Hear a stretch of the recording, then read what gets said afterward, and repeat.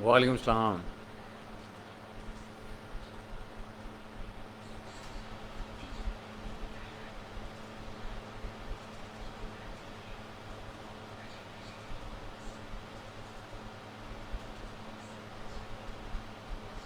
एक सेशन एक question answers के ऊपर है। एक अभी कुछ देर पहले एक पाकिस्तानी हमारे दोस्त हैं यहीं ग्रुप के, और वो अपनी लिस्टिंग का उनका मसला ये आ रहा था कि उनकी लिस्टिंग जो है सो यूनिट सेलेक्शन परसेंटेज बहुत अच्छी है, लेकिन वो डी रैंक होती जा रही है वक्त के साथ साथ उनकी लिस्ट। तो उनका कंसर्न ये था कि जी वो डी रैंक क्यों हो रही है और मामलात किस तरफ जा रहे हैं, और समझ भी नहीं आ रही कोई कि इतनी अच्छी यूनिट सेलेक्शन परसेंटेज होने के बावजूद कीवर्ड्स के ऊपर रैंकिंग लूज़ हो रही हो। अच्छा, उन्होंने अब उनका एबीसी नहीं हुआ था, वीडियो भी नहीं थी लिस्ट के ऊपर। तो मेरे पास जब केस आया और डिस्कशन के लिए, अभी थोड़ी देर पहले की बात है, तो डिस्कशन उसके ऊपर हो रही थी, तो मैंने उनसे कहा कि जी आप जो है इसके ऊपर कोई सोशल लिसनिंग करें अपनी निच की। और सोशल लिसनिंग के दरमियान उन्होंने कहा, मैंने कहा कि जी किसी से, अगर किसी प्रोफेशनल से करानी है तो मैं किसी प्रोफेशनल से करा देता हूँ, नहीं तो आप खुद कर लें। अच्छा ये है कि आप खुद सोशल लिसनिंग कर लें इसके ऊपर। तो उन्होंने कहा जी नहीं, सोशल लिसनिंग का कोई मसला नहीं है, मैं इस फ्रंट के ऊपर खुद करता हूँ काम, और आपके साथ ना रिज़ल्ट थोड़ी देर में शेयर करता हूँ। तब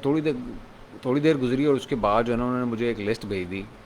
और वो लिस्ट उन्होंने भेजी, कोई 50 के करीब पॉइंट्स थे, और उसमें ना बहुत बार एक ही चीज़ ने रिपीट हो रही थी। रिपीट क्या हो रही थी, वो उसके ऊपर वीडियो सॉरी ऑडियो कमेंट्री भी थी पॉइंट्स के साथ। तो वो जो ऑडियो कमेंट्री थी वो सारी की सारी जो है ना 2-4 पॉइंट्स के ऊपर फोकस थी। तो मुझे मुझे परसेप्शन ये हुई कि शायद ये जो है कोई बहुत ही इम्पॉर्टेंट पॉइंट है जो हर बंदा इसको रिपीट कर रहा है। और जब मैं गया और मैंने जाके निच को देखा, स्टडी किया खुद से, तो मुझे अंदाज़ा हुआ कि निच में वो क्वेश्चन आंसर्स हो ही नहीं रहे थे जो वो साहब जो है कमेंट्री वाले सुना रहे थे। तो मैंने कहा अच्छा ऐसा मैं करता हूँ कि एक छोटा सा जो है, अब ये मैंने उनके एक लिस्ट में से एक सोशल लिसनिंग की है एक कंपेटर के अंदर से, और इस वक्त स्क्रीन के ऊपर आपको नज़र भी आ रही होगी। जब आप इसमें देखें तो ये पहली तो बात ये है कि ये सोशल लिसनिंग क्यों ज़रूरी है। पहले तो सबसे पहले आपको ये समझना ज़रूरी है। देखिए सोशल लिसनिंग जो है ना इसलिए ज़रूरी है कि अगर आपकी लिस्ट बड़े अच्छे कीवर्ड्स के साथ रैंक हो गई है, आपने गिव अवेज किए हैं और सेल्स वेलोसिटी अच्छी थी, रैंक भी हो गई, तो रैंक होने के बाद कुछ अरसे के बाद आप ये फील करेंगे कि वो लिस्ट वैसी कन्वर्ट नहीं होती जैसी उसे होना चाहिए। अब बंदा सबसे पहला क्वेश्चन ये करता है कि यार लिस्ट में इमेजेस भी बड़े शानदार हैं, लिस्ट बनी भी बड़ी शानदार हुई है, कीवर्ड्स भी बड़े शानदार डले हुए हैं इसके अंदर, बड़े क्वांटिटी में कीवर्ड डले हुए हैं, अच्छे वॉल्यूम के कीवर्ड्स हैं, तो लिस्ट जो है वो कन्वर्ट क्यों नहीं हो रही, वो ड्रॉप क्यों करती जा रही है। वालेकुम सलाम। तो अब मैंने जब उसको देखा लिस्ट को, तो मुझे ख्याल आया कि इनसे मैं सोशल लिसनिंग कराता हूँ। और जब उन्होंने मुझे सोशल लिसनिंग करके भेजी तो मुझे तसल्ली नहीं हुई कि ये सोशल लिसनिंग कोई ऐसी कोई मज़ेदार है नहीं, इसके अंदर कोई डेफिशिएंसी है, कोई मसला है इसके साथ, कि मेरी तसल्ली नहीं हो रही थी उसके ऊपर। अच्छा, अब मैं चला गया, मैंने जाके एक लिस्ट खोली कंपेटर की जो उनके टॉप कंपेटर थे, और मैंने कहा चलो मैं इसकी सोशल लिसनिंग मैं खुद करता हूँ, क्वेश्चन आंसर्स देखता हूँ, इसके रिव्यूज़ देखता हूँ, और फिर मैं फ़ैसला करता हूँ कि मसला क्या है।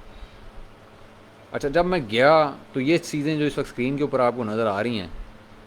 तो ये ना मेरी एक आदत ये है कि जब मैंने स्किम करना होता है लिस्ट को, किसी को सोशल लिस्टिंग के लिए, तो मैं सिर्फ हेल्पफुल वर्ड्स जो होते हैं, भले वो पॉजिटिव हों या नेगेटिव हों, वो मैं उठा के सिर्फ उनकी सोशल लिस्टिंग करता हूँ। कि मुझे स्किमिंग करनी होती है, उससे मुझे अंदाज़ा हो जाता है कि जिसको लोग वेट कर रहे होते हैं, जिस रिव्यू को या उसको सेकंड कर रहे होते हैं या हेल्पफुल मार्क कर रहे होते हैं, इसका मतलब ये है कि वो लोग एग्री कर रहे हैं बेसिकली। और वो अगर कमेंट नहीं भी कर रहे तो उनके ख्याल में इस चीज़ की इंपॉर्टेंस है। तो अगर आपने क्विकली अगर स्किमिंग करनी है सोशल लिस्टिंग में, तो आप जो है ना सिर्फ हेल्पफुल वर्ड्स जो हैं, उस वाले रिव्यूज़ जो हैं वो, या क्वेश्चन आंसर जो हैं वो उठा कर स्किम कर लें, तो आपको आइडिया हो जाता है कि 70% मसले मसाइल लोगों के क्या हैं या 80% मसले मसाइल क्या हैं। अब वो मैंने की, तो ये 4-5 चीज़ें उसके अंदर से मेरे सामने निकल के सामने आ गई कि एक, ये आपको ऊपर हेडिंग्स में नज़र आ रही होंगी, ये टोटल मिला के कोई 5-6-7 चीज़ें हैं। अब जब मैंने इसके अंदर से ये चीज़ें निकाल ली, तो मैंने वो जो कमेंट्री मेरे पास आई थी, वो जो लिस्ट आई थी रिटर्न, उससे मैंने कंपेयर किया, तो कोई भी चीज़ उससे मैच नहीं हो रही थी। तो मेरे ख्याल में लेकिन ये सारी चीज़ें बड़ी इंपॉर्टेंट थी। उसकी वजह ये प्रोडक्ट इस किस्म का है कि एक जो कस्टमर है उसके लिए जो चीज़ें इंपॉर्टेंट हैं वो कहीं लिस्ट में एड्रेस नहीं हो रही, और क्योंकि वो एड्रेस नहीं हो रही तो वो बंदा गिव अवे करता भी रहा और रैंक भी हुआ। और उसके बाद रैंक होने के बाद फिर उसकी यूनिट सेलेक्शन परसेंटेज कोई 80s में थी, वो 70s में आई, फिर 60s में आ गई, और अब और ड्रॉप हो रही है, रैंक भी ड्रॉप हो रहा है। प्राइस शानदार है, प्रोडक्ट के इमेजेस बेहतरीन है, टाइटल ज़बरदस्त लिखा हुआ है, बुलेट्स भी शानदार हैं, सब कुछ अच्छा है। लेकिन मसला सिर्फ ये है कि वो क्वेश्चंस के जो आंसर हैं, जो कस्टमर के कंसर्न्स हैं, उस हवाले से वो लिस्ट नहीं लिखी हुई। अच्छा, अब ये डिस्कशन क्यों हो रही है? डिस्कशन इसलिए हो रही है कि वो साहब कहते हैं कि जी मेरी लिस्ट का सिर्फ एक प्रॉब्लम है, और वो ये है कि इसमें ईबीसी नहीं है और वीडियो नहीं है, तो उसकी वजह से ना इसकी कन्वर्जन नहीं हो रही। मैंने कहा यार ये पॉसिबल नहीं है कि अगर आपके देखें, सारे बंदों के पास तो ईबीसी नहीं होता, सबके पास वीडियो भी नहीं होती, सारे ब्रांड रजिस्टर्ड ही नहीं होते जो ईबीसी हो उनके पास, लेकिन फिर भी अच्छी सेल कर रहे होते हैं। तो वो क्यों कर रहे होते हैं? क्वेश्चन ये होना चाहिए इंसान के माइंड में। तो यही मेरे क्वेश्चन मेरे माइंड में था। अब क्योंकि मेरे लिए वो निच बिल्कुल नई थी और मैंने उसको स्टडी नहीं किया हुआ था, तो जब मैंने उसको स्टडी करना शुरू किया, एक ही टॉप जो अच्छा सेलर जिसकी बड़ी अच्छी सेल है, तो मुझे अंदाज़ा हुआ कि जो वो जिन साहब से मेरी बात हो रही थी उनकी लिस्ट में वो सारी चीज़ें मिस हैं टोटली, जो दुनिया जिनके बारे में जानना चाह रही है या जिनके आंसर्स मांग रही है। और जो उनके कस्टमर के क्वेश्चन उनकी अपनी लिस्ट के ऊपर हैं, वो साहब उनको भी एड्रेस नहीं कर रहे, और फिर कह रहे हैं कि जी मसला जो है वो ये है कि मेरे पास ईबीसी नहीं है और मेरे पास वीडियो नहीं है, जिसकी वजह से ना मेरी कन्वर्जन्स अच्छी नहीं हो रही, और अब जो है ना सेक्शन परसेंटेज नीचे जाना शुरू हो गई है, ट्रैफिक बेहतरीन है, इम्प्रेशंस भी उनके पीपीसी में शानदार आ रहे हैं, पेज व्यूज़ भी बेहतरीन है, ओवरऑल हर चीज़ ज़बरदस्त है, लेकिन प्रॉब्लम क्या है? कन्वर्ट नहीं हो रही, सेल्स वेलोसिटी ड्रॉप हो रही है। पहले 100-150 ऑर्डर आते थे, फिर वो 80 पे चले गए, फिर 60 पे, अब 40 पे आ गए, और अब उससे भी नीचे जा रहे हैं। तो मैंने कहा अच्छा आप ऐसा करें, आप मुझे कोई 15 मिनट दें, मैं भी उसकी सोशल लिस्टिंग करता हूँ आपकी किसी एक कंपेटर की, क्योंकि मेरी तसल्ली नहीं हो रही आपकी लिस्ट और आपकी कमेंट्री के ऊपर। और वह यही हुआ, मैं गया और मैंने जाके चीज़ें देखी, और मुझे अंदाज़ा हुआ कि जो क्वेश्चन हैं ना लोगों के, वो एड्रेस नहीं हो रहे। अब वो ये मैंने मेरे ख्याल में हार्डली को 10-12 रिव्यूज़ या क्वेश्चन आंसर्स वो जो हेल्पफुल वाले होते हैं वो मैंने उठा के, और वो मैंने उनके अंदर से ये मार्किंग किया, आपके सामने नज़र आ रही है इस टाइम। तो मुझे अंदाज़ा होगा कि बड़ा क्लियरली मुझे पता चल रहा है, अगर मैं इसको हॉरिजॉन्टली भी कर लूँ और वर्टिकली भी इसका सम कर लूँ, तो मुझे पता चल जाए कि जी मसले मसाइल क्या हैं चीज़ों के, या कहाँ पे प्रॉब्लम आ रही है, या किसका स्कोर जो है वो ज़्यादा है और किसका। अगर मैं इसको वर्टिकल को देख लूँ तो अब आपको यहाँ पता लग रहा होगा कि कौन सी 3 चीज़ें या 4 चीज़ें हैं, या टॉप 3 या टॉप 2 चीज़ें कौन सी हैं जिनको एड्रेस होना बहुत ज़रूरी है। यहीं से आपको पता लग रहा है कि इसके अभी ये क्लोजर का जो इशू है, इसके ऊपर 6 बंदे जो है ना उस 12-15 में से चीख रहे हैं कि जी ये आपका मसला है, और 3 बंदे कह रहे हैं जी ये चीज़ मुझे बेंट मिली है या डैमेज मिली है, तो इसका मतलब पैकिंग के भी उसमें इशू हैं कोई, और लोग सेटिस्फाई नहीं हैं कुछ कहते हैं जी वो चिप्ड आती हैं, इससे ये भी पैकिंग के इश्यूज़ में आ रहा है, बैंड भी पैकिंग के इशू की चीज़ें हैं, क्लोजर भी इसी से रिलेट करता है कि वो अब एक चीज़ है, वो एक टूल है, उसको सही तरह से क्लोज़ होना चाहिए, वो टूल क्लोज़ नहीं हो रहा, ये भी पैकेज से रिलेट करती हैं चीज़ें। तो there are messages in this data, ये जो सैम्पलिंग की 8, 10, 12, 15 चीज़ों की, और इसी के अंदर से सारे जवाब निकलने हैं कन्वर्जन के, और ईबीसी में भी वही एड्रेस होने चाहिए, क्योंकि ईबीसी जो आपका होता है, ये प्लस कंटेंट जिसे बोलते हैं, वो ये होता है कि आप ना जो लोगों के क्वेश्चन और कंसर्न्स होते हैं ना, वो एक आइडा में, यानी कि अवेयरनेस, इंटरेस्ट, डिज़ायर और फिर एक्शन, यानी कि एक सेल्स फनल का जो तरीका होता है कि ऊपर से वो लोगों को पहले अवेयरनेस देती है कि हमारा प्रोडक्ट क्या है, फिर उसके बाद उसमें इंटरेस्ट डेवलप करती है, फिर उसके बाद डिज़ायर लेके आती है लोगों में ख़रीदना चाहिए इस चीज़ को, और फिर एंड में एक कॉल टू एक्शन होती है कि जी हाँ जी ख़रीद लो बस इसको, यानी कि वो एक कन्विंसिंग एक क्लोजर पॉइंट होता है। ये ईबीसी भी आइडा की बेस के ऊपर लिखा जाता है, और उसके अंदर सिर्फ एक पर्पज़ होता है, इमेजेस होते हैं लाइफस्टाइल के, और लाइफस्टाइल के इमेजेस भी वो होने चाहिए जो कि दिखा रहे हो फिज़िकली कि आपका प्रोडक्ट उन क्वेश्चंस या कंसर्न्स को कस्टमर के कैसे एड्रेस कर रहा है, टैकल कैसे कर रहा है रियल लाइफ सिनेरियोज़ में, तो आपकी कन्वर्जन बहुत शानदार होती है। और तो ये जो डाटा इस वक्त आपके सामने स्क्रीन के ऊपर छोड़ रहा है, 8-10 पॉइंट जो भी नज़र आ रहे हैं सामने, इनसे पता चलता है कि आपको क्या क्वेश्चन आंसर्स कंसर्न्स क्या हैं निच के, और वो आंसर करने हैं आपने अपने ईबीसी में भी और अपनी लिस्टिंग में भी, जो कि आप नहीं कर पा रहे या उसकी वजह से कन्वर्जन नहीं हो रही। अब आपका ईबीसी हो या ना हो, अगर क्वेश्चन के आंसर्स आपको बगैर ईबीसी के भी मिल रहे होंगे लोगों को, तो वो बेहतरीन कन्वर्ट होती है। और अगर बहुत शानदार ईबीसी भी लगा हुआ हो, आपने बड़ा महंगे वाला कोई बंदा हायर कर लिया हो और उसने बड़े अच्छे शानदार इमेजेस बना के दे दिए हों, 3D टाइप की रेंडरिंग हो और बड़े जैसे A+ किस्म ग्रेड के हों, लेकिन वो क्वेश्चंस को आंसर नहीं कर रहे कस्टमर की, तो वो ईबीसी भी कन्वर्ट नहीं होता। अब लोग कहते हैं जी 10% का सेल में फ़र्क पड़ जाता है, कोई कहता है जी वो अमेज़ॉन कहता है 5% का फ़र्क पड़ जाता है। मैं कहता हूँ जी ईबीसी से या तो टके का फ़र्क नहीं पड़ता, और या फिर इतना फ़र्क पड़ जाता है कि दो एक्सट्रीम केसेस हैं, दरमियान कोई नहीं होता ईबीसी के लिए। लिस्टिंग का दरमियान होता है, लिस्टिंग की अच्छी हो सकती है, बुरी हो सकती है, दरमियानी हो सकती है, लेकिन ईबीसी का दरमियान कोई नहीं होता। ईबीसी या बुरी कन्वर्जन होती है या अच्छी कन्वर्जन होती है, दो एक्सट्रीम्स पे काम होता है ईबीसी का। अभी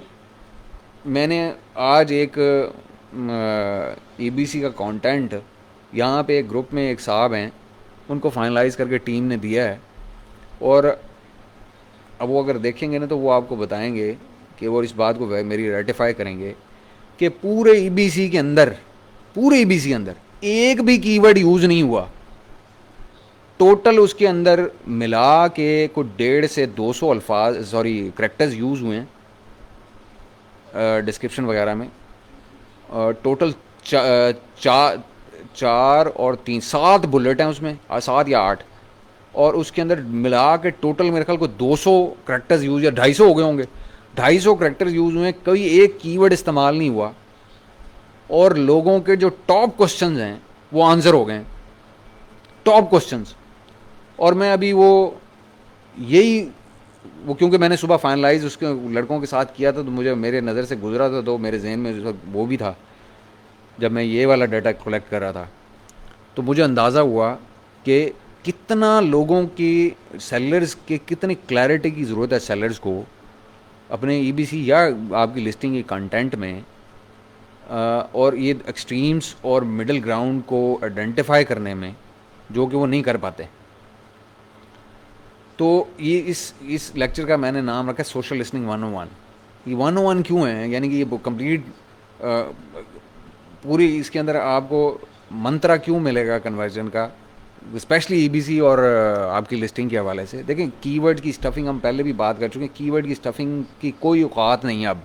जो सच्ची और सीधी बात है फ्रंट एंड के ऊपर। वो ट्रैफिक ड्राइव आप बैक एंड से भी कर सकते हैं। असल में होती है लोगों के, देखें रीडर को तो इससे मसला, उसको तो नहीं पता ना, उसको तो पता है एक चीज़, उसको अगर टाइटल में वो देख के आ गया कि अगर फ़र्ज़ करें आपने उसे वुडन क्रिकेट बैट अगर उसको सेल कर रहे हैं, तो वुडन क्रिकेट बैट पढ़ के वो आ गया। अब आगे कीवर्ड्स ने उसको कन्वर्ट नहीं करना, मेरे दोस्त, मेरे भाई, मेरे दो मोहतरम लोगों, उसको कन्वर्ट करना है।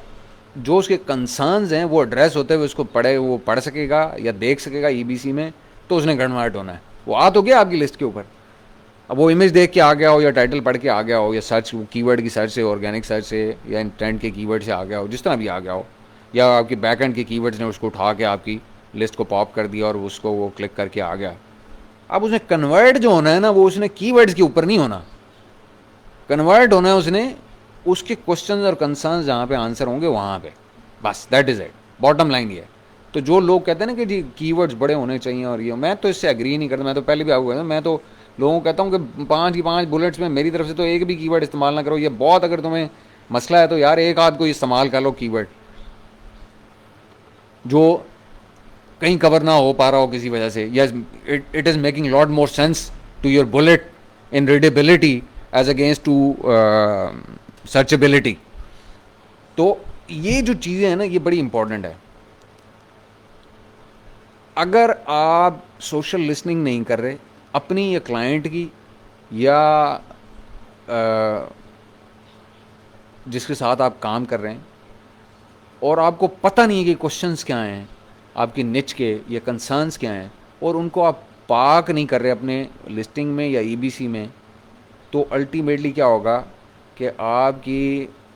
बेड़ा गर्क हो जाएगा सारा निज़ाम का। अच्छा, अब मैंने उस लड़के से, अब जब ये सारा मैं कर रहा था ना काम, तो मैंने उसको कॉल लगाई, उस लड़के ने जिसने उसको ईबीसी लिखा था, ये जो जिन साहब को आज उन्होंने डिलीवर किया। तो मैंने उससे पूछा, मैंने कहा यार तुमने बड़ी शानदार, जब मैं मेरे पास पहुंची थी तो मुझे जो सबसे पहली चीज़ मुझे इम्प्रेस की थी, जो आज वो ईबीसी उसने मुझे दी, वो ये थी कि उसके अंदर ना एक भी कीवर्ड नहीं था, प्रोडक्ट का नाम भी नहीं था उसके अंदर, जो उस बच्चे ने ईबीसी लिखी आज। तो वो बच्चा टीम पे नया है थोड़ा, अभी 3-4 महीने हुए हैं। तो मैंने उससे पूछा कि यार तुमने इसकी सोशल लिस्टिंग कहाँ से की थी, जो तुमने ये आज प्रोडक्ट का जो ईबीसी लिखा है, ये कैसे, बड़ी अच्छी हुई थी, ये तुमने कहाँ से की इसकी सोशल लिस्टिंग। उसने कहा जी मैंने इसकी सोशल लिस्टिंग जो है ना, वो मैंने की थी इन्फ्लुएंसर से। मैंने कहा कैसे। कहता जी मैं ना इन्फ्लुएंसर्स के पास गया, उनके चैनल्स 4 से मैंने उठाए, और कुछ 4 से वीडियोस उनकी उठाई मैंने, कुछ इंस्टा से, कुछ टिकटॉक से और कुछ यूट्यूब से, और मैंने देखा कि वो किन चीज़ों पे एम्फसाइज़ कर रहे थे इस प्रोडक्ट की, कि जी ये चीज़ इसमें अच्छी है, ये चीज़ इसमें अच्छी है, ये दूसरे प्रोडक्ट्स में ये नुकसान गलत होता है, इसमें ये चीज़ करेक्ट हुई है, ये भी। कहता जी मैंने सिर्फ वो उनकी जो जिस पे वो एम्फसाइज़ कर रहे थे पॉइंट्स के ऊपर, मैंने वो पॉइंट्स इकट्ठे किए, उनकी सोशल लिस्टिंग की, और मैंने उस ईबीसी का कंटेंट जो 200-250 करेक्टर्स का था, वो मैंने लिख दिया। और वो इतना ज़बरदस्त उस बच्चे ने लिखा हुआ था कि I was amazed at the first attempt. जब मैंने उसको देखा ना, मैंने जब एज अ फर्स्ट साइट जब मैंने देखा कि इस बच्चे को बहुत अच्छे तरीके से समझ आ गई बात की कि आपने जो काम करना है ना, जो लोगों के मसलों के मसाइल को, उसमें कीवर्ड की ज़रूरत नहीं, पैसे और पैसे कह रहा हूँ, स्पेस और रियल स्टेट जो है वो ज़ाया करने की ज़रूरत नहीं होती उन कन्वर्जन्स के लिए आपको। जब एक बार आपकी लिस्ट के ऊपर कस्टमर आ जाता है तो उस वक्त आप उसको उसकी रीडेबिलिटी और उसके कंसर्न्स को अगर एड्रेस करता हुआ ऐसा मटेरियल हो आपकी ईबीसी में या आपकी लिस्ट पे, तो वो ज़बरदस्त कन्वर्ट होता है। और मैं उससे बड़ा खुश हुआ, और मुझे उसकी ये जो सोशल लिस्टिंग स्किल है वो इससे भी मुझे बड़ी आई वॉज इम्प्रेस्ड कि ये लड़का बेशक नया है लेकिन इसको समझ है बात की। तो अभी यहाँ भी एक सवाल हो रहा है कि जी सोशल लिस्टिंग कहाँ से करते हैं, रिव्यू से करते हैं? ज़रूरी नहीं है कि आप कस्टमर के रिव्यू से करें, आप इन्फ्लुएंसर से भी कर सकते हैं, जैसे उस बच्चे ने की, और वो बड़ी बेहतरीन की भी थी उसने, बहुत अच्छी जिसे कहते हैं सोशल लिस्टिंग हुई थी। और वो उसने उतने ही अच्छे तरीके से उसको ईबीसी की उन 3 4 5 6 बुलेट्स के अंदर उसने एक ही यानी कि ओवरले के अंदर, बाकी सारे इमेजेस थे, सिर्फ एक ही ओवरले था पूरी ईबीसी के अंदर, जिसके अंदर जो है ना उसमें 6 7 बुलेट्स थी। उसमें से 4 बुलेट्स मेरे ख्याल में उसकी टेक्निकल स्पेक्स की थी, और 3 या 4 बुलेट्स ही और थी जिसके अंदर उसने यानी कि कस्टमर्स के क्वेश्चंस को आंसर किया हुआ था। मेन क्वेश्चंस के आंसर जो उसने किए हुए थे, जो सबसे ज़्यादा रेपिटेटिव क्वेश्चंस थे। तो ये सेशन करने का मकसद ये है सिर्फ कि आपको ना सोशल लिसनिंग स्किल अपने बेहतर करने होंगे, क्योंकि आगे चल के अभी हम रिसर्च के ऊपर बात करेंगे आजकल के अंदर, और प्रोडक्ट की जो सिलेक्शन और रिसर्च होती है ना, जो ये जो ब्रांड बिल्डिंग की कॉन्सेप्ट के ऊपर, उसके लिए ना इसके सोशल लिसनिंग स्किल्स आपके टॉप नॉच होने चाहिए। टॉप नॉच जिसे बोलते हैं, जब अगर आपके स्किल्स टॉप नॉच हैं और आप बगैर कीवर्ड यूज़ किए लोगों को सलूशन दे सकते हैं ना अपने मटेरियल के साथ या लिस्टिंग के कंटेंट के साथ, तो समझें कि आपके जो सोशल लिस्टिंग स्किल्स हैं ना वो बहुत ज़बरदस्त हैं। ज़बरदस्त जिसे बोलते हैं, यानी कि आपने बगैर कीवर्ड्स का यूज़ किए आपने उसको प्रोडक्ट के बारे में बता भी दिया, उसके कंसर्न्स भी एड्रेस कर दिए, और उसको सारे जवाब भी मिल गया आपका जो कस्टमर है। ठीक है जी। तो अब ये इस तरह की एक टैली आपके पास होनी चाहिए। अब ये देखें इसमें आपको ना कौन सी अगर आप इसकी लेफ़्ट साइड देखें तो यहाँ आपको जो जो वर्ड की फ्रीक्वेंसी ज़्यादा है, इसका मतलब ये है कि इन वर्ड्स का आपने यूज़ ज़रूर करना है कहीं कंटेंट के अंदर। अब इसमें कहीं कीवर्ड नहीं है, लेकिन कहीं का आपको कीवर्ड नज़र नहीं आ रहा होगा, लेकिन आपको सेंस एक बनती हुई नज़र आ रही होगी कि कुछ लोग जो है वो कंप्लेन कर रहे हैं कि जी वो बहुत चीज़ शार्प है, कोई कहता है जी वो टेढ़ी हो जाती है, कोई कहता है जी does not work, waste of money. अब जितनी वर्ड की फ्रीक्वेंसी होगी ना, अगर मैं इसी को कहता हूँ कि ये जो चीज़ है इसको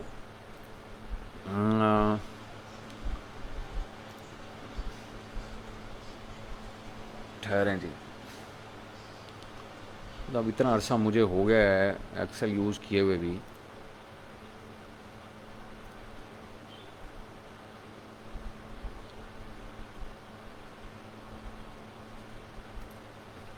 इसको मैं कहता हूँ कि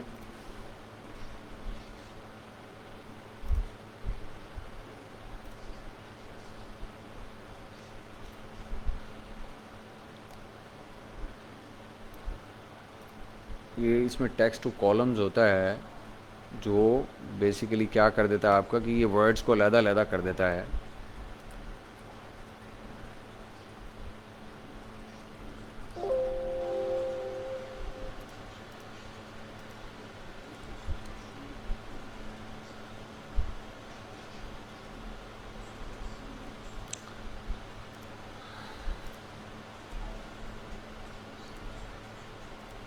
मैं कहता हूँ कि जी इसको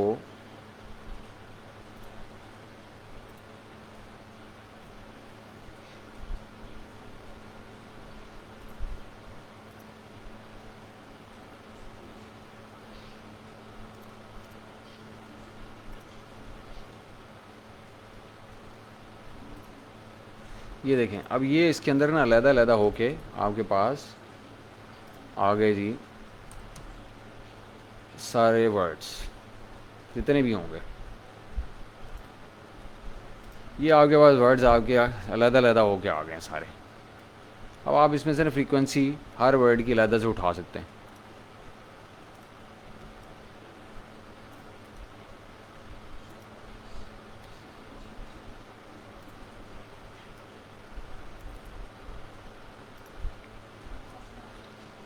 ठीक है जी। अब इसके अंदर से आप जो है ना हर वर्ड की, अब ये शार्प शार्प शार्प शार्प, ये आपको नज़र आ रहा है शार्प शार्प शार्प, जहाँ जहाँ कहीं भी है शार्प शार्प, तो आपको बड़े अच्छे तरीके से अंदाज़ा हो जाता है कि जी कौन से वर्ड्स की, अगर मैं इसी को शॉर्ट करा लेता हूँ सिर्फ इतने ही पोर्शन को, तो मैं कहता हूँ जी इस पोर्शन को, इतने ही पोर्शन को मैं कहता हूँ डाटा को शॉर्ट कर दो।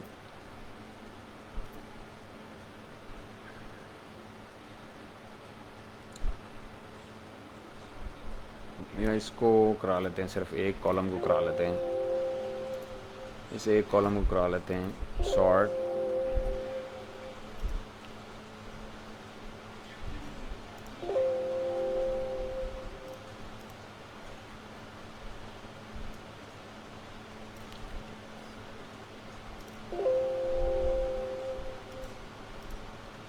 और मैं कहता हूँ कि इसको कर दे A to Z में, तो यहीं आपको पता चल जाएगा कि ये कितनी जगह पे तो यही अकेला शार्प ही यूज़ हो रहा है सिर्फ। तो ये जो वर्ड की फ्रीक्वेंसी है ये बेसिकली आपको खुद ही बता देती है कि जी किस चीज़ पे आपने फोकस करना है, किस चीज़ पे आपने फोकस नहीं करना। तो ये जो मामलात है ना, ये आपको डाटा के एनालिसिस से सामने पहले शॉर्ट लिस्ट कर लें और फिर उसका एनालिसिस करेंगे तो आपको आइडिया हो जाएगा कि किन चीज़ों का आपने यूज़ करना है, लोग किसको उठा रहे हैं। ये वैसे जो है ना वो आपके जो होता है ना S10,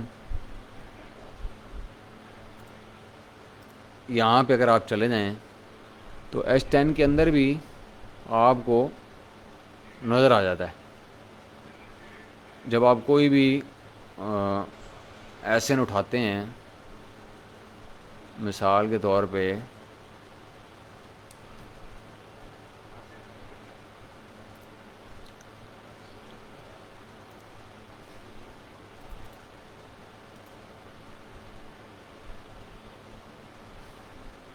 यही एसन उठा लेते हैं और हम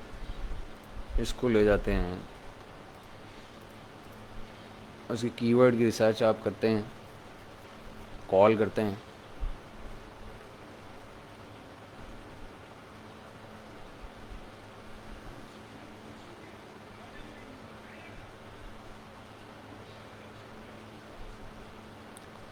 ये देखें जी, ये आपकी ये स्क्रीन पे मेरे ख्याल में नज़र आ रहा होगा, ये वर्ड फ्रीक्वेंसी नज़र आ रही होती है आपकी यहाँ पे, जो आपके कीवर्ड्स के अंदर यूज़ हो रही होती है, ये वाली। ये बड़ी इंपॉर्टेंट इन्फॉर्मेशन है, ये सारी आपकी लिस्टिंग में होनी चाहिए, ये आपकी बैक एंड पे होनी चाहिए जिस क्वालिटी फ्रीक्वेंसी पे यूज़ हो रहे हैं। तो ये चीज़ें जो है ना आपको समझने की ज़रूरत है, जो कि हम अमूमी तौर के ऊपर मिस कर देते हैं और हम इस पर अटेंशन नहीं करते पे अपनी। तो ये मेरे ख़्याल में ये आधे घंटे का सेशन हो गया बिला वजह, लेकिन ये ज़रूरी था कि मैं एड्रेस करता। तो अगर आप इस फेज़ से गुज़र रहे हैं, कोई अपनी रिसर्च की या अपनी लिस्टिंग की कंटेंट को लिखने की या EBC को लिखने की, तो काइंडली जो है इन वर्ड्स की फ्रीक्वेंसी के ऊपर और जो उनके क्वेश्चन आंसर्स हैं इसके ऊपर फोकस करें। और ज़रूरी नहीं है कि आप कीवर्ड्स यूज़ करें, आप वो सिंगल वर्ड्स जो हैं वो यूज़ करके जिनकी फ्रीक्वेंसी ज़्यादा है, लोगों के कंसर्न हैं, वो आप वहाँ से आइडेंटिफाई कर सकते हैं सेरेब्रो की वर्ड फ्रीक्वेंसी से भी, और उसको अपनी लिस्टिंग का पार्ट बना के उसके अराउंड जो सिनेरियोज़ हैं कि उसके प्रीफिक्सेस और उसके सफिक्सेस को जहन में रखते हुए यूज़ केसेस के हिसाब से आप अपनी लिस्टिंग का पार्ट बना लें उसको, और वो एक अच्छा कंटेंट बन जाता है आपका। तो मैंने कहा ये मैं छोटा सेशन करके लोगों को बता दूं। वैसे मैं आजकल बहुत बिज़ी हूं, तो कल इंशाल्लाह हम कोशिश करके जो EAO का VA सर्टिफिकेशन का फॉर्म है वो हम, और कोर्स आउटलाइन वो हम कल रोल आउट कर देंगे इंशाल्लाह। तो मैं उस तरफ ज़रा ज़्यादा बिज़ी रहा हूँ, तो मैं इस वजह से मैं जो है ना कर नहीं सका, वो अटेंशन नहीं दे सका यहाँ पे ग्रुप के अंदर। तो जो बाकी कोई क्वेश्चन है तो इंशाल्लाह कल से फिर मैं अवेलेबल हूँगा रूटीन में, फिर इंशाल्लाह मामलात को देखते हैं बाकी। तो वो वैसे मैंने आज सुबह टीम को कहा था कि ईबीसी का कंटेंट भी डाल दे, पता नहीं उन्होंने डाला कि नहीं डाला, कि ऑफिशियल गाइड मैंने कहा डाल दें। तो फिर इसको ये क्योंकि हम ना ये बाकी सारी चीज़ें कंप्लीट हो गई थी, ये ईबीसी और ए प्लस कंटेंट हमारा रहता था, तो हम इसको एक कुछ सेशन मेरे ख्याल में और करेंगे इसके ऊपर। अच्छा, इसमें बल्कि अभी कर लेते हैं, मेरे ख्याल में अभी ये सेशन हो ही गया है, तो साथ में देखें दो चीज़ें ना आपकी ईबीसी में बड़ी इंपॉर्टेंट होती है। एक मैंने आपको बता दिया कि क्वेश्चन आंसर्स और उनके जो कंसर्न्स होते हैं वो आइडा की फॉर्म में आप फनल के अंदर उसको पार कर लें, एक चीज़ ये। और दूसरी जो सबसे इम्पॉर्टेंट चीज़ ये है कि आप जो इमेजेस इंसर्ट कर रहे होते हैं उसकी बैक उसके ऊपर ना इमेज कीवर्ड्स डलते हैं। यहाँ किसी ने उस दिन यहाँ क्वेश्चन किया हुआ था, मेरी नज़र से गुजरा था, लेकिन मैं उसको जवाब नहीं दे सका क्योंकि मेरे पास टाइम नहीं था। कीवर्ड डलता है, एक फील्ड होता है 100 करेक्टर्स का आपके ईबीसी कंटेंट में, जब आप उसके मॉड्यूल्स के अंदर इमेज इंसर्ट कर रहे होते हैं। वो जो कीवर्ड्स होते हैं ना, वो बेसिकली आपको एक ऐसे लॉन्ग टेल फ्रेज़ की फॉर्म में लिखना चाहिए जिसके अंदर मैक्सिमम कीवर्ड्स आपके पार्क हो जाएं। मिसाल के तौर के ऊपर अगर मैं wooden bat, cricket bat for kids, for outdoor sports या आउटडोर गेमिंग कर दूँ या कुछ भी जो भी उसमें इस सेंस में, यानी कि वो जो लिखा हुआ होगा ना वो 100 करेक्टर्स के अंदर रह के आपको पूरी उसको यूटिलाइज़ करना चाहिए। वो बहुत इंपॉर्टेंट है। वो गूगल की जब आप और एक्सटर्नल ट्रैफिक जब आपकी ऑप्टिम वो हो रही होती है, एसईओ में बड़ा काम आता है एक्सटर्नल ट्रैफिक के लिए आपके। तो ये दो चीज़ें अपने ईबीसी में ना अपने जहन में रखें कि आपकी आइडा बेस्ड फनल होनी चाहिए जिसमें कि सिर्फ लाइफस्टाइल इमेजेस हों, और वो लाइफस्टाइल इमेजेस सिर्फ उन चीज़ों को शो कर रहे हैं, यूज़ केसेस को शो कर रहे हों जहाँ पे आपके क्लाइंट्स के, कस्टमर्स के जो कंसर्न्स हैं या क्वेश्चन आंसर्स हैं उनका जवाब उन्हीं पिक्चर्स की फॉर्म में भी उन्हें मिले, और जो थोड़ा बहुत टेक्स्ट आपने उसके अंदर डालना है उसके अंदर भी जो नज़र आए। और दूसरा, जो इमेज आप इंसर्ट कर रहे हो जिस भी मॉड्यूल के अंदर,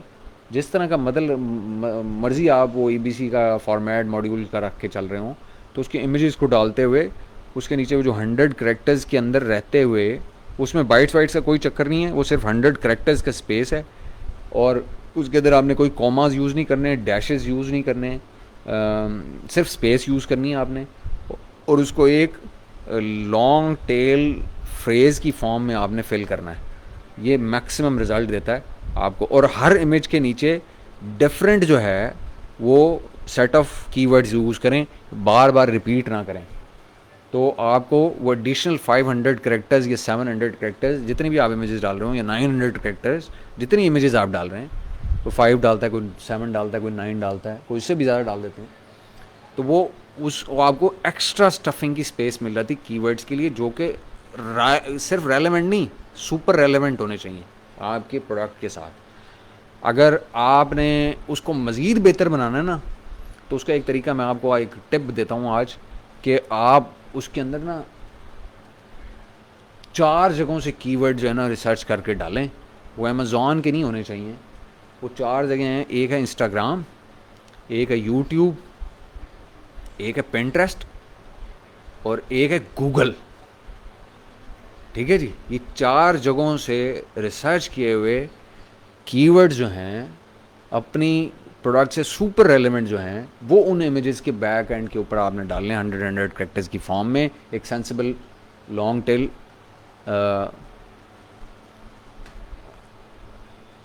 फ्रेज की फॉर्म में, which makes perfect reading sense. ठीक है जी। तो ये एक फाइनल टिप है कि 4 जगहों से आप उठा गए, इंस्टाग्राम, पिंटरेस्ट, यूट्यूब और गूगल, यहाँ से उठा के ना आप डाल दें, क्योंकि ये चारों जो हैं ये हाई अथॉरिटी रेफरेंस हैं चारों के चारों। और गूगल हाई अथॉरिटी गूगल भी मानता है, इंस्टाग्राम की भी, पिंटरेस्ट की भी, और यूट्यूब की भी, और बाकी सारे भी गूगल की भी मानते हैं। तो एक दूसरे की सारे मानते हैं, हाई अथॉरिटी जो है, सारे हाई अथॉरिटी हैंडल्स हैं। तो वहाँ के जो कीवर्ड्स हैं ना, बाहर वाले जो कीवर्ड हैं वो डाल दें उन पिक्चर्स के इमेज कीवर्ड के अंदर, 100 के अंदर रख के। कोई कोई आपने कॉमा यूज़ नहीं करना, कोई आपने डैश यूज़ नहीं करना, सिर्फ लॉन्ग टेल फ्रेजेस की फॉर्म में लिखना है और स्पेसिस के साथ लिखना है। ठीक है जी। तो अमेज़ॉन के तो आपने पहले ही कर लिए होंगे, फ्रंट एंड के ऊपर भी आपने कर लिए होंगे, बैक एंड के ऊपर भी कर लिए होंगे, और जो ये ईबीसी डालते हुए उसके डिस्क्रिप्शन की फील्ड होती है वो भी एडिशनली आपको 1000 बाइट्स मिल जाते हैं इंडेक्स कराने के लिए। तो आप मेहरबानी करें कि ईबीसी में कोई और चीज़ ना डालें, अमेज़ॉन से रिलेटेड एक्सटर्नल की डाल लें सारी की सारी। तो आप एक्सटर्नल के ऊपर भी कैनोनिकल में वाले भी स्पेशली यूज़ करें उसके अंदर। अच्छा, ये बहुत इंपॉर्टेंट है, कैनोनिकल वाले जो आपके 4-5 कीवर्ड्स हैं वो ज़रूर यूज़ करें उसके अंदर। ठीक है, वो रिपीट कर दें अपने इमेजेस कीवर्ड के अंदर। तो ये जहन में रखें बस। तो इंशाल्लाह जो है ना आपकी लिस्ट ऐसी शानदार हो जाएगी, ना सिर्फ इंटरनल बल्कि एक्सटर्नल उसके लिहाज से भी, ट्रैफिक के लिहाज से भी। जब भी कहीं सर्च होगी, कहीं सर्च का फंक्शन यूज़ होगा, तो क्योंकि कीवर्ड्स आपने एक्सटर्नल में उसके अंदर पार्क किए होंगे, तो वो एक्सटर्नल जहाँ भी इंडेक्सिंग की ज़रूरत होती है वहाँ पे वो इंडेक्स होना शुरू हो जाएगी। और जब जब आपकी वो होगी तो वो रैंकिंग में आपको हेल्प करेगी। ठीक है जी। चलें जी, मेरे ख्याल में काफ़ी टाइम हो गया, तो 40 ही मिनट हो गए। तो ये आपका आज एक तरह से ईबीसी भी इसी के अंदर ही कवर हो गया। ठीक है जी। कोई क्वेश्चन होंगे तो इंशाल्लाह लेंगे हम ग्रुप के ऊपर। मैं इंशाल्लाह कल से एक्टिव होऊंगा दोबारा ग्रुप के ऊपर, प्रॉपर टाइम देने की पोजीशन में होऊंगा इंशाल्लाह। ठीक है जी। Thank you everybody, thank you so much.